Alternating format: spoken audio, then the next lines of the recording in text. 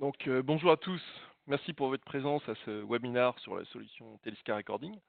Je suis Toine Nguyen, euh, responsable Sales France. Donc, euh, Aujourd'hui, au niveau de l'agenda, on va refaire une passe sur l'architecture, les configurations possibles au niveau du recording, BIB, SIP forking, SIP-Rec, les fonctionnalités de notre solution de recording, l'option Recording Notification, la compliance aux règles GDPR, RGPD, MiFID II, PCI, DSS et le licensing. Un peu d'histoire sur la genèse de notre solution Teliska Recording. Hop, je vais mute. Historiquement, notre solution s'appelait MediaSense Extension et elle fonctionnait avec la solution MediaSense de Cisco. Les deux solutions fonctionnaient en tandem. MediaSense s'occupait de faire l'enregistrement et MediaSense Extension s'occupait de faire l'archivage des fichiers son, la recherche et la lecture des fichiers audio, de même que l'annotation et mettre des commentaires lors de l'écoute des fichiers son.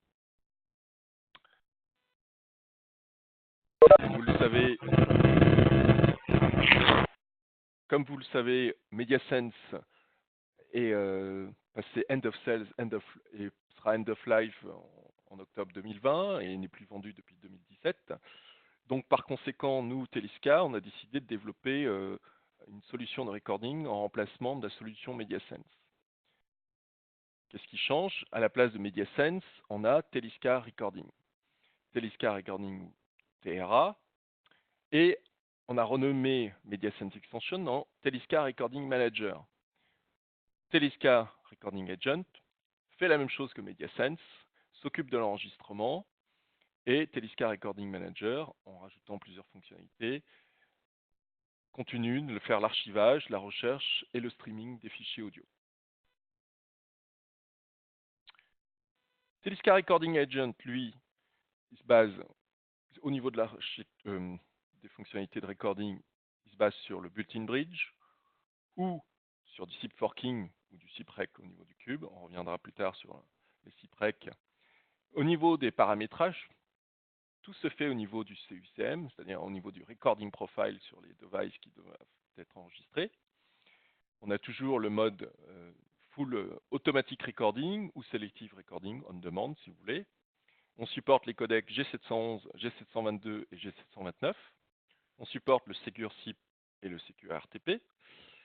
Le Teliska Recording Agent, lui, s'occupe de faire l'enregistrement, en fait, durant l'enregistrement et la réception des flux RTP.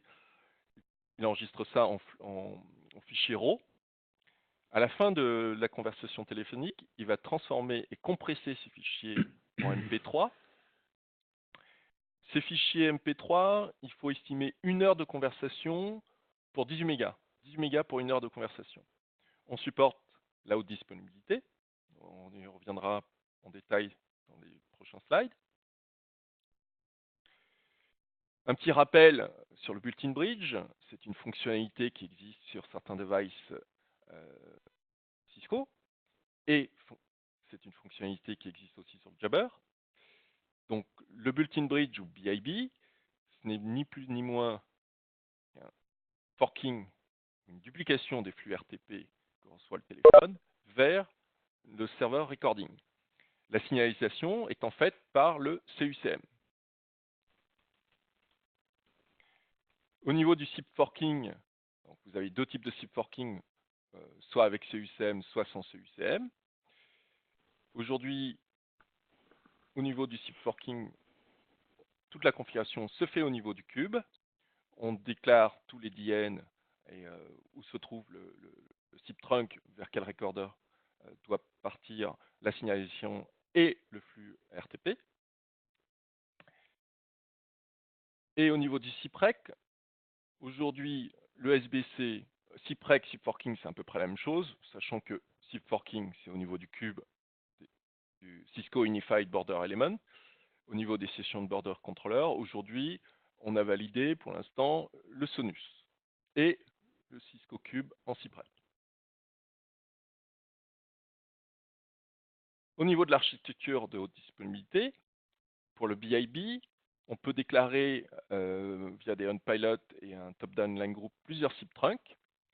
Donc, ce qui représente en bleu dans le rectangle bleu, c'est un serveur Teliska Recording. On peut faire un full-in-one TRA, TRM sur le même serveur.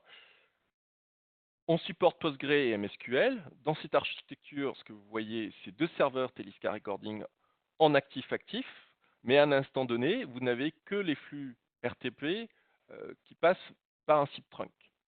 Dans le cas où le SIP trunk, un Teliska Recording serveur tombe en panne, automatiquement, le flux, le CUCM va détecter que le serveur est en panne, le flux va passer sur le deuxième SIP trunk et sur le second Teliska Recording.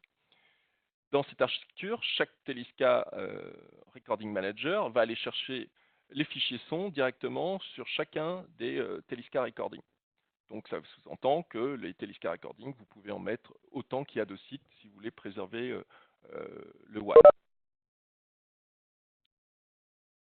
Dans une architecture où le client veut gérer lui-même la base de données, on peut se connecter à un serveur MSQL Cluster. Et s'il souhaite que stocker et archiver les fichiers son au travers d'un SAN ou d'un NAS, c'est possible aussi. Au niveau d'une architecture SIP-Forking SIP-Rec, toute la déclaration du primary recording server et du secondary se fera au niveau du SBC. Au niveau du recording manager, lui, il peut encrypter les fichiers son, donc pour des raisons de confidentialité. Suivant la configuration, il peut archiver les fichiers sur un support réseau, NAS ou SAN. Au niveau des politiques de rétention des fichiers son, il purge automatiquement les fichiers MP3 ainsi que les métadata, les méta-infos liés à l'enregistrement. Il y a une particularité, on peut comparer les enregistrements avec les CDR du Call Manager pour voir que tous les enregistrements ont été bien faits. De même, comme il est interfacé avec CUCM, il y a une interface web qui permet de déclarer ou d'actionner un profil pour un mode automatique ou sélectif ou de mettre en off le recording. Il peut envoyer aussi automatiquement de manière journalière ou hebdomadaire un report disant quels sont les téléphones qui sont en mode recording. De même, au travers de Gadget Finesse ou de notre attendant de console ou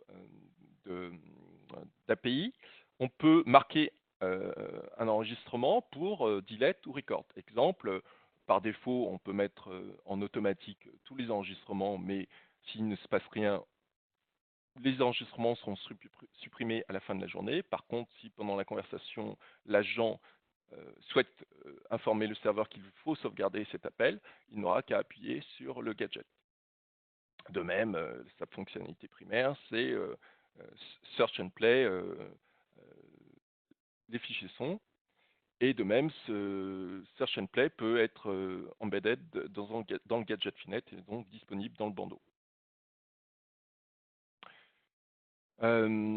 Il récupère toutes les informations depuis le CUCM ou depuis l'Active Directory ou depuis une base de données pour enrichir les contacts des appelants et des appelés. L'authentification se fait soit par l'AD, soit par le CUCM. Et de même, la recherche peut être faite par département ou par secteur. Search and Play. Durant l'écoute, on peut rajouter des commentaires. Et ce qui est très important pour le respect des règles de RGPD ou MIFID, c'est tout accès à l'interface TRM est logué, toute activité est loguée, qui a écouté quoi, qui a supprimé quoi. L'interface de recherche se présente ainsi. Vous pouvez rechercher par un numéro de téléphone, par un user ID, par le prénom, le nom, la location, donc un département si vous voulez. Et aussi, on peut faire une recherche par commentaire. Ce que vous voyez à l'écran, c'est une recherche sur une plage horaire, sur une date spécifique. Au niveau des icônes, vous avez bien sûr l'icône Play, streaming, l'icône de download qui est juste en dessous, l'icône commentaire et l'icône delete. L'ensemble de ces icônes sont paramétrables en termes d'accessibilité et de droits. Donc, par exemple, en MIFID, on ne va pas donner les droits de suppression à qui que ce soit, par exemple, puisque dans MIFID, on doit sauvegarder 5 ans à 7 ans les enregistrements. Au niveau du CDR report, on peut comparer tous les logs du CDR et les enregistrements effectués. Au niveau du user report recording profile, on peut, dès que la configuration est faite une fois pour toutes au niveau du CSM, on peut aller sur cette interface, sélectionner un DN qu'on veut passer en mode automatique ou selective recording ou le retirer de l'enregistrement. Depuis les règles RGPD, MIFID, de toute façon, bien avant, il y avait aussi des règles de la CNIL qui stipulaient qu'il fallait notifier l'appelant que l'appel pouvait être enregistré. Donc depuis, nous avons mis en option et bundlé dans le Teliska Recording notre solution qui s'appelle Recording Notification. Qu'est-ce que fait Recording Notification? Il peut jouer différents messages, donc de type n'importe quel pays, quel que soit le pays rattaché au Cisco Call Manager, il peut jouer un fichier son spécifique en fonction du type de device qui bénéficie de l'option Recording Notification. On supporte l'extension Mobility. Automatic Provisioning, qu'est-ce que c'est? Du moment qu'un device sur le CUCM a un recording profile, nous on détecte que ce device a un recording profile, donc automatiquement il va bénéficier de l'option de Recording Notification. Ce n'est pas un composant critique. S'il tombe en panne, les appels sont toujours distribués et les appels sont toujours enregistrés. Et Recording Notification est compatible avec d'autres produits de recording que la solution Teliska Recording. Au niveau des appels internes, dès qu'un device est tagué pour faire du recording, il aura un sticker sur le téléphone signalant aux personnes que ce téléphone est susceptible d'être enregistré. Que ce soit un appel, que ce soit l'appelant ou la personne est appelée, quand il va recevoir ou émettre un appel, on va lui informer, on va l'informer que le poste qu'il est en train de joindre ou le poste qui est en train de l'appeler est susceptible d'être enregistré. Donc il aura un petit pop-up de texte. Au niveau des appels entrants, comme on supervise ces téléphones-là, quand l'appel arrive, on va intercepter l'appel, on va lui jouer un message à l'appelant, lui signalant que l'appel peut être enregistré. À la fin du message, on va transférer l'appel sur la destination du début. En termes d'appels sortants, au moment où la personne va émettre un appel, on va, dès que l'appelé a décroché, on va les passer en conférence. L'appelant et l'appelé vont entendre le message et à la fin du message, on va raccrocher et donc les deux personnes seront en communication. Comme vous le savez, au niveau de la réglementation, depuis le 28 mai, le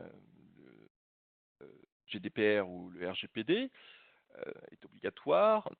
Qu'est-ce qu'on fait, nous, au niveau de Teliska? On respecte les articles les plus importants, comme la protection des données. Donc, l'accès, on supporte le Secure SIP et le Secure RTP pendant l'enregistrement. On supporte l'encryption des fichiers MP3. Et notre accès est garanti par des logging Active Directory ou CUCM. Au niveau de la rétention des fichiers son, suivant la déclaration qu'on veut en faire de ces fichiers son, le maximum, c'est 6 mois. Si on décide de les garder un mois, automatiquement, ces fichiers son seront purgés par notre système. De plus, on archive l'ensemble des activités des personnes qui vont accéder à la solution recording, que ce soit en lecture ou en suppression des messages. Et on pourra donc voir qui a fait quoi. Au niveau de MIFID, c'est plutôt pour le secteur financier, l'ensemble des banques, les traders. Autant RGPD, c'est pour la protection de la vie privée des citoyens européens, autant MiFID, c'est pour la protection des investisseurs. Donc, qu'est-ce qui est demandé? C'est que les données soient protégées, que l'ensemble des conversations ayant une transaction financière soient enregistrées et que les fichiers son soient sauvegardés minimum 5 ans et pour certains pays 7 ans.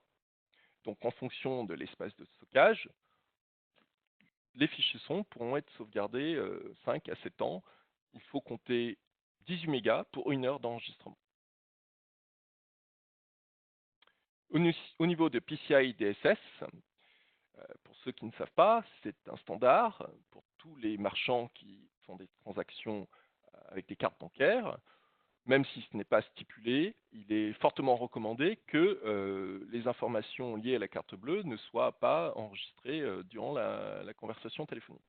Qu'est-ce que propose Teliska? Durant l'enregistrement de la conversation et durant l'échange entre l'agent et le client des informations sensibles sur la carte bleue, l'agent pourra appuyer sur un bouton pour mettre en pause l'enregistrement et reprendre par la suite lorsque les informations de la carte bleue ont été énoncées. Au niveau du licensing, désormais, notre bundle démarre à une licence de recording simultané. On revend la licence au recording simultané, c'est-à-dire qu'on peut avoir 150 agents et on ne souhaite enregistrer par exemple que 100 appels simultanés. Donc on achètera 100 licences.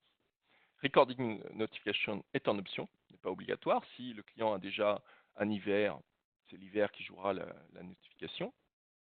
L'option de fault tolerant aujourd'hui est basée pour une licence active, une licence passive. Vous avez les prix ici. Ce document on vous enverra à la fin de... on est déjà à la fin. Je vous enverrai un lien pour télécharger cette présentation. Est-ce que vous avez des questions?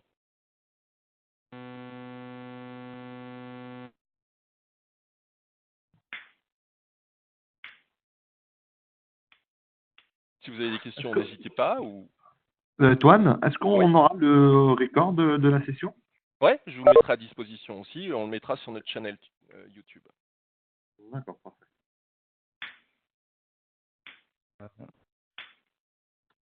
Presque dans les temps.